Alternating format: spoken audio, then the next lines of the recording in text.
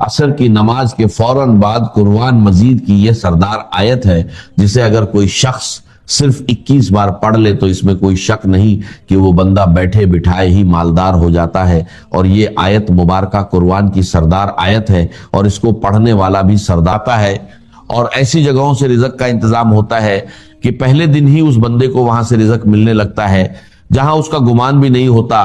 اسی لیے جو لوگ مالدار ہونا چاہتے ہیں، اس عمل کے ذریعے، اس قرآنی سردار آیت کے ذریعے کئی لوگوں کے حالات بدلے ہیں، کئی لوگوں کی زندگیاں بدلی ہیں، کئی لوگوں نے ترقی پائی ہے، اور کئی لوگ جن کو ساری زندگی کچھ نہیں مل سکا تھا اور جو وظائف کر کر کے تھک چکے تھے، انہوں نے عصر کی نماز کے بعد اس کی تلاوت شروع کی، اور پھر ایسی جگہوں سے رزق کا انتظام ہوا کہ آج وہ لوگ جو غریبی کی زندگی گزار رہے تھے آج اتنے مالدار ہیں کہ لوگوں میں رزق تقسیم کر رہے ہیں۔ کیونکہ دیکھیں آپ نے عصر کی نماز کے بعد اور مغرب کی نماز سے پہلے اس عمل کو کرنا ہے۔ پھر اس کی برکتوں کے کیا کہنے، مغرب کی نماز کے فوراً بعد آپ کو اس عمل کی وہ برکتیں، معجزات، کرامات اور اللہ کی رحمتیں اور انوار و تجلیات بندے پر برسنا شروع ہو جاتے ہیں، اور یہ صرف اتنا سا ٹائم لگتا ہے۔ اس لیے جو لوگ ابھی تک وظائف کی دنیا میں قدم رکھ کر بھی محروم ہیں وہ اس عمل کو ایک مرتبہ ضرور کریں، خواتین ہو یا مرد حضرات، ہر کوئی اس عمل کو صرف ایک بار کر لے۔ خاص کر جو مالدار بننا چاہتے ہیں، تھوڑی محنت پر زیادہ رزق حاصل کرنا چاہتے ہیں، غیب کے خزانے حاصل کرنا چاہتے ہیں، میرے آقا نے خود ارشاد فرمایا کہ وہ شخص دوزخ میں نہیں جائے گا جو سورج نکلنے سے پہلے یعنی فجر اور سورج ڈوبنے سے پہلے یعنی عصر کی نماز پڑھے گا۔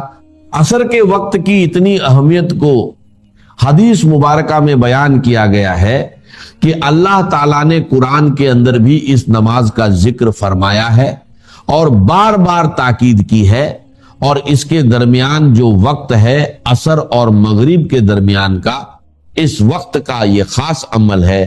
آپ اس کو کسی بھی دن کر سکتے ہیں، اس میں دنوں کی کوئی قید نہیں، بس وقت کا ہونا ضروری ہے۔ تو آپ اسے ظہر کے بعد نہیں، فجر کے بعد نہیں، بلکہ عصر اور مغرب کے درمیان ہی کریں گے تو یہ ساری برکتیں جو میں بتا رہا ہوں، بے اولاد بھی اس کو کر سکتے ہیں۔ مقروض خاص کر اس عمل کو کریں گے تو مغرب تک انشاءاللہ رزق کا انتظام ہو جاتا ہے، قرضے سے نجات کا انتظام ہو جاتا ہے۔ اس لیے اس کی برکت یہ ہے کہ اگر کوئی بندہ بہت زیادہ مجبور ہے، بہت زیادہ تنگ دست ہے، جس کا کوئی سانحال نہیں، جو لوگوں کے رویے سے پریشان ہے، غریبی کی وجہ سے، مالی دولت کی وجہ سے پریشان ہے، اور یہ مہینہ بھی بڑی عظمت والا چل رہا ہے، اس بابرکت مہینے میں عصر کے بعد پڑھیں تو آپ کو خود اندازہ ہو جائے گا کہ یہ واقعی اللہ کے کلام میں کتنی طاقت اور تاثیر ہے۔ اب سب سے پہلی چیز جو میں بتانے لگا ہوں، اس کو آپ نے 21 بار پڑھنا ہے۔ یہ آیت مبارکہ 21 بار پڑھنی ہے۔ اسی طرح چند مخصوص آیات ہیں اور چند چیزیں ہیں جو اسی ترتیب کے ساتھ پڑھنی ہیں، لیکن ہر ایک کی تعداد مختلف ہوگی۔ یہ جو چیز میں بتانے لگا ہوں اس کا خاص خیال رکھنا ہے، اور اس کا خاص خیال رکھے بغیر آپ نے عمل نہیں کرنا۔ یعنی کچھ شرائط ہوتی ہے، جیسے بندہ مسجد میں جاتا ہے تو وضو شرط ہے، اسی طرح اس عمل کے لیے بھی چند چیزیں ضروری ہیں۔ اگر عمل کر لیں گے تو کامیاب ہوں گے، کیونکہ کچھ پانے کے لیے کچھ کرنا پڑتا ہے۔ یہ بات جس کے ذہن میں آ جائے وہ کبھی ناکام نہیں ہوتا۔ اسی لیے اس ویڈیو کو مکمل دیکھ کر عمل سمجھ کر کریں گے تو انشاءاللہ برکتوں سے کبھی محروم نہیں رہیں گے، یہ گارنٹی ہے۔ آگے اللہ تعالیٰ نے چاہا تو وہ میرا مالک، وہ میرا خالق، وہ رزق دینے والا، رحمتیں برسانے والا، کرم کرنے والا، وہ رب تو ہر لمحہ اپنے بندوں کو پکار رہا ہے کہ میری طرف آؤ، تمہیں وہ سب کچھ عطا کر دوں گا جس کی تم تمنا کرتے ہو، تمہاری ہر دعا قبول ہوگی، ہر فریاد سنی جائے گی، جو چاہو مانگ لو عطا کر دیا جائے گا۔ اب اسی ترتیب کے ساتھ دوستو آپ نے کرنا کیا ہے؟ سب سے پہلے آپ نے قرآن مجید کی یہ مختصر سی سور مبارکہ جو بالکل سادی اور آسان ہے، اسے صرف 3 مرتبہ پڑھنا ہے۔ سب سے پہلے 3 مرتبہ درود پاک، پھر 3 مرتبہ یہ سورہ، اور قرآن کریم کی جو سردار آیت ہے اسے جہاں بھی پڑھنے کا کہوں وہیں پڑھنا ہے، اپنی مرضی سے کچھ نہیں کرنا، کیونکہ اللہ والوں کا بتایا ہوا طریقہ ایک خاص ترتیب ہے۔ دیکھیے کچھ اعمال دیکھنے میں مختصر اور سادے ہوتے ہیں لیکن طاقت کے اعتبار سے بہت زیادہ ہوتے ہیں، کیونکہ وقت بہت قیمتی ہے۔ کچھ دن باقی دنوں کی طرح ہوتے ہیں اور کچھ دنوں میں اللہ تعالیٰ نے اتنی برکت، فضیلت اور رحمت رکھی ہے کہ بندہ سوچ نہیں سکتا۔ یہ وظیفہ دیکھنے میں مختصر ہے لیکن طاقت بہت بڑی ہے۔ بندے کی بیٹھے بٹھائے حاجتیں پوری ہوتی ہیں، مالدار، امیر، غریبی، تنگ دستی، تمام معاملات حل ہو جاتے ہیں۔ حضرت ابو بکر بن عمار بن ربیع نے اپنے والد سے روایت بیان کی کہ نبی علیہ السلام نے فرمایا، وہ شخص ہرگز آگ میں داخل نہیں ہوگا جو سورج نکلنے اور غروب ہونے سے پہلے کی نمازیں پڑھتا ہے، یعنی فجر اور عصر۔ اور بصرہ کے ایک آدمی نے شہادت دی کہ میں نے بھی یہ روایت سنی، حکیم الامت مفتی احمد یار خان نے اس حدیث کے اس حصے پر فرمایا کہ جب بندہ قبر میں جائے گا تو اسے عصر کا وقت ہی دکھائی دے گا، اس لیے عصر کے وقت خصوصاً اس نماز کی حفاظت کرو اور اسی درمیانی وقت میں یہ خاص عمل کرنا ہے۔ جو لوگ پریشان ہیں کہ محنت تو بہت کرتے ہیں لیکن کمائی میں برکت نہیں، تو برکت اور کثرت دونوں اس ذریعے آئیں گی۔ درود پاک آپ کوئی بھی پڑھ سکتے ہیں، چاہے درود ابراہیمی ہو یا کوئی اور، بس تعداد وہی رکھیں جو بتائی گئی۔ پھر سورۃ الفاتحہ کو بسم اللہ کے ساتھ پڑھیں۔ میں 40 بار روز پڑھتا ہوں لیکن آپ کو صرف بتائی گئی تعداد کے برابر ہی پڑھنا ہے۔ بسم اللہ الرحمن الرحیم، الحمدللہ رب العالمین، آمین۔ اور آمین کے 4 حرف کے برابر اللہ تعالیٰ اس بندے کے لیے 4 فرشتے مقرر کر دیتا ہے جو اس کے لیے دعا کرتے رہتے ہیں۔ تو جس کے لیے فرشتے دعا کرے وہ کیسے ناکام ہو سکتا ہے؟ اور نبی نے فرمایا جس کی اثر چھوٹ گئی گویا اس کا گھر مال لٹ گیا۔ اسی لیے آج کے بعد عصر کی نماز کو قضا نہ ہونے دیں، یہ عمل صرف ایک دن کر کے دیکھیں، دل کرے گا کہ روز کرے، روز برکتیں حاصل کرے۔ اصل میں عصر کے بعد رزق بڑا ملتا ہے کیونکہ اس وقت اللہ کے نوری ملائکہ فرشتے زمین پر اکٹھے ہوتے ہیں، دن والے فرشتے واپس جاتے ہیں اور رات والے آ جاتے ہیں، ان کی آپس میں ملاقات ہوتی ہے اور اس وقت اللہ کی رحمتوں کا نزول سب سے زیادہ ہوتا ہے۔ اور جب بندہ اس وقت رحمت والی آیات پڑھتا ہے تو اس پر رحمتیں موسلادھار بارش کی طرح برسنے لگتی ہیں۔ اسی لیے جو شخص ان نمازوں کا دھیان رکھے وہ جہنم میں نہیں جائے گا، اور جو نہ پڑھے اس کا سب کچھ برباد ہو جاتا ہے۔ اکثر دیکھا ہے لوگ نماز کے قریب نہیں آتے اور باقی سارے معاملات کرتے ہیں، پھر بربادیاں شروع ہوتی ہیں۔ اس لیے اگر آپ عصر چھوڑنے والے ہیں تو آج سے تہیہ کریں، اللہ کی بارگاہ میں سچی توبہ کر کے عمل شروع کریں کہ نمازوں کی پابندی، خصوصاً عصر کی پابندی کروں گا، انشاءاللہ کامیابی مقدر ہوگی۔ فاتحہ کو آمین کے ساتھ 3 بار پڑھیں۔ یہ وہ سورت ہے جو 2 بار نازل ہوئی جسے سورت مت کہا جاتا ہے۔ جب یہ نازل ہوئی تو فرشتوں نے عرض کیا کہ یہ خاص آپ کو عطا ہوئی، تو خاص چیز کی برکتیں خاص ہوتی ہیں۔ حضرت زریر بن عبداللہ فرماتے ہیں کہ حضور نے 14ویں رات کے چاند کی طرف دیکھ کر فرمایا کہ تم اپنے رب کو اسی طرح دیکھو گے بنا کسی مشقت کے، بشرطے تم نے فجر اور عصر پڑھنے میں کوتاہی نہ کی تو اللہ کی زیارت ہوگی۔ پھر حضور نے آیت تلاوت فرمائی اور نماز کی وصیت فرمائی، تو اس نماز کو اہمیت دیں۔ اس کے بعد سورۃ الاخلاص شریف پڑھیں۔ بسم اللہ الرحمن الرحیم، قل هو اللہ احد اللہ الصمد لم یلد ولم یولد ولم یکن لہ کفوا احد۔ سبھی صورتیں بسم اللہ کے ساتھ پڑھیں، کیونکہ جب بندہ وظائف کو ان کی شرائط اور طریقے کے مطابق پڑھتا ہے تو کامیاب ہوتا ہے۔ فاتحہ اور اخلاص پڑھنے سے اللہ ایک پورا قرآن پڑھنے کا ثواب دیتا ہے۔ 300 شہیدوں کے برابر ثواب لکھا جاتا ہے، رزق بڑھتا ہے، معاملات حل ہوتے ہیں، پریشانیاں ختم ہوتی ہیں، دکھ مصیبت سے نجات ملتی ہے۔ یہ ساری برکتیں اس عمل سے ملیں گی۔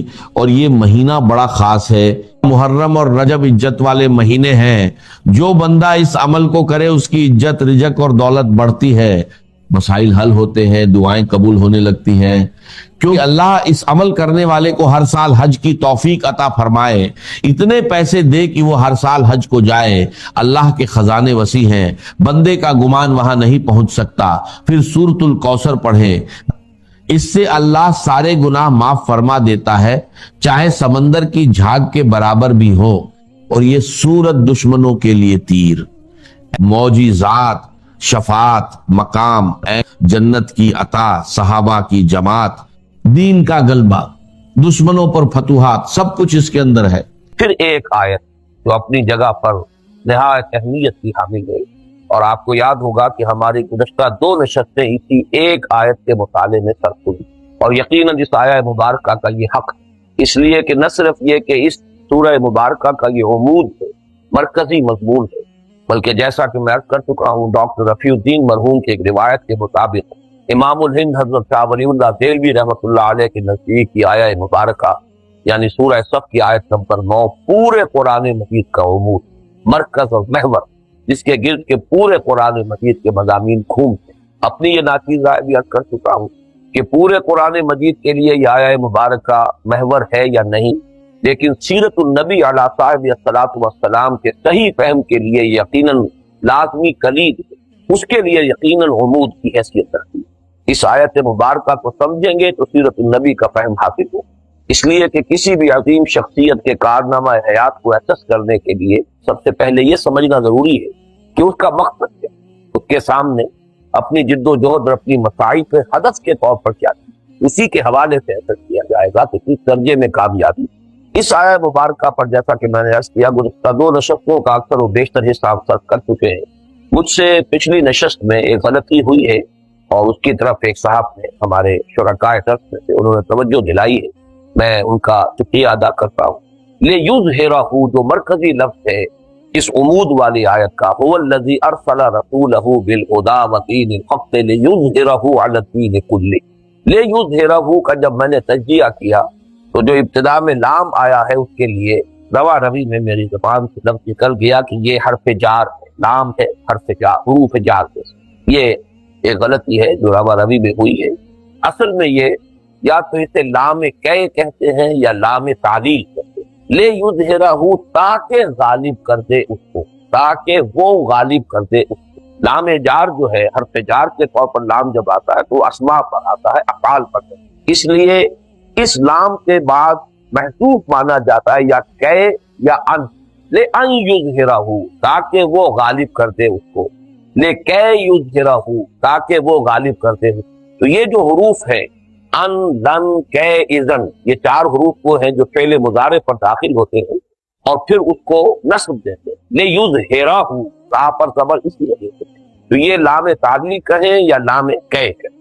अलबत्ता एक बात पर अगर गौर करें कि जहां तक मफहूम का ताल्लुक है, इसमें वो हर्फ जार वाला लाम जो है उसका मफहूम मौजूद, इसलिए कि जब हर्फ जार के तौर पर लाम आता है तो उसके मानी होते हैं किसी शय के लिए, वास्ते, जैसे कि अक़ीमिस सलात लिज़िक्री, नमाज कायम करो मेरी जिक्र के लिए, मेरी याद के लिए, मेरी याद के वास्ते। तो ये किसी शय के वास्ते, किसी शय के लिए, ये दर हकीकत लाम जब हर्फ जार के तौर पर आता है तो उसका मफहूम, यहाँ वो मफहूम मौजूद। हुवल्लज़ी अरसला रसूलहू बिलहुदा व दीनिल हक़ लियुज़हिरहू, वही है अल्लाह जिसने भेजा अपने रसूल को यानी मोहम्मद को सल्लल्लाहु अलैहि वसल्लम 2 चीजें देकर, अल हुदा यानी कुरान हकीम और दीन हक, इसलिए या इस वास्ते कि वो गालिब कर दे उसको पूरे के पूरे दीन पर। तो ये जो असल मफहूम है आप यहाँ मौजूद। बहरहाल जहां तक फनी एतबार से ये बात सही है कि ये हर्फ जार नहीं है बल्कि लाम तालीम या लाम कै। अब हम आगे चल रहे हैं।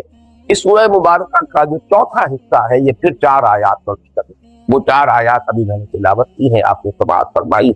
इन 4 आयात का मजमून है जिहाद के लिए पुरजोर दावत, और इसका जो रब्त है इस उमूद के साथ उसको पहचान, वही है अल्लाह जिसने भेजा अपने रसूल को मोहम्मद को सल्लल्लाहु अलैहि वसल्लम अल हुदा और दीन हक देकर, ताकि वो गालिब करते उस दीन हक को कुल के कुल निजाम जिंदगी पर। अब जाहिर बात है कि ये गलबा दीन हक محنت سے ہوگا، مشقت سے ہوگا، جہاد سے ہوگا، قتال سے ہوگا، ایثار سے ہوگا، قربانی سے ہوگا، گھر بیٹھے تو نہیں ہوگا، ہاتھ پر ہاتھ دھرے تو نہیں۔ لہذا اس کے لیے ضروری ہے کہ اب دو لوگ بھی ایمان کے دعوے دار ہیں اللہ پر اور اس کے رسول پر۔ اللہ ہے اپنے رسول کو بھیجنے والا، اس پر بھی ہمارا ایمان ہے۔ رسول کا مقصد قرار دیا گیا غلبہ دین حق، اور رسول پر ہمارا ایمان ہے۔ تو جو لوگ بھی اللہ پر اور اس کے رسول پر ایمان کے مدعی ہیں، دعوے دار، اب ان کا فرض کہ وہ تن من دھن اس مقصد بعثت محمدی علیہ صاحب الصلاۃ والسلام کی تکمیل کے لیے لگا دے، کھپا دے سر۔ لہذا نہایت پرزور دعوت ہے جو ان 4 آیات میں سامنے آ رہی ہے۔ میں ذرا چاہوں گا کہ اس ربط کو ذرا اور گہرائی میں آپ سمجھ لیں، اس لیے کہ آیت نمبر 9 پر ایک گفتگو ہم اس اعتبار سے بھی کر چکے ہیں کہ یہ آیہ مبارکہ نبی اکرم صلی اللہ علیہ وسلم پر نبوت اور رسالت کی تکمیل کا بیان کر رہی ہے۔ یعنی ختم نبوت کا ایک تصور یہ ہے کہ پہلے نبوت کا سلسلہ چل رہا تھا، حضور پر وہ آ کر ختم ہو گیا، اب آپ کے بعد جیسے کہ حضور نے فرمایا انا خاتم النبیین لا نبی بعدی، اب میرے بعد کوئی نبی۔ اور دوسرا مفہوم یہ ہے کہ آپ پر نبوت اور رسالت کی تکمیل ہی ہوئی۔ یہ تکمیل نبوت اور رسالت اصل میں بنائے فضیلت محمدی ہے صلی اللہ علیہ وسلم، ورنہ محض رسالت کا ختم ہو جاتا، اس میں تو فضیلت کی کوئی بات نہیں۔ فضیلت کی بنیاد تو یہ ہے کہ آپ پر رسالت کی تکمیل ہوئی، نبوت کی تکمیل۔ اس تکمیل نبوت اور رسالت کے 5 مظاہر کی تفصیل سے گفتگو ہو چکی ہے گزشتہ نشست میں۔ میں چاہتا ہوں پھر گن لیں، یاد کریں۔ سب سے پہلا مظہر کیا ہے کہ آپ اللہ کے واحد رسول ہیں صلی اللہ علیہ وسلم، جن کی بعثت پوری نوع انسانی کی۔ اس کا تعلق ہے جو سائنسی اور تکنیکی ارتقا ہوا ہے نسل انسانی کے ارتقا کے دوران، کہ اب یہ ممکن ہو گیا تھا کہ ایک نبی کی دعوت پوری نوع انسانی تک پہنچ سکے، اور ایک نبی کی دعوت پر پوری نوع انسانی کو جمع کی۔ اس سے پہلے ذرائع رسل و رسائل ایسے نہیں تھے کہ ایک نبی کی بعثت پوری نوع انسانی کے لیے ہوتا۔ تو پہلا مظہر یہی ہے کہ آپ کی بعثت ہے وما ارسلناک الا کافۃ للناس بشیرا ونذیرا۔ دوسرا بعثت اگرچہ ہدایت کا سلسلہ تو حضرت آدم سے چلا آ رہا، اما یاتینکم منی ھدی فمن تبع خدایا فلا خوف علیہم ولا هم یحزنون۔ جتنے صحیفے نازل ہوئے وہ صحف ابراہیم تھے یا صحف موسیٰ تھے، جتنی کتابیں آئیں وہ تورات ہو، زبور ہو، انجیل ہو، سب میں ہدایت تھی، ہدن۔ لیکن یہ ہدایت اب کامل ہو